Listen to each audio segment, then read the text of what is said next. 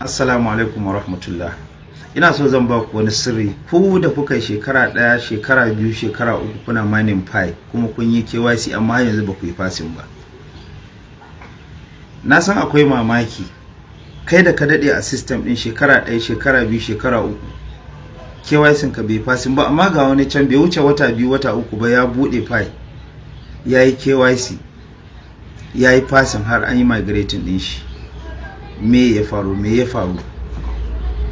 To zan ba ku sirri. Abin da yake faruwa shine tamkar kamar a ce ina zaune ne a nan office ne, sai a kawo min a stacking min files akan table dina da yawa don in duba wanda zan yi approving, wanda zan sani, wanda zan commenting akai. Sai ya zama cewa duk lokacin da zan dauko file din to na sama nake daukowa nake dubawa, sannan kuma ba ka kumanta kullun ƙara kamun file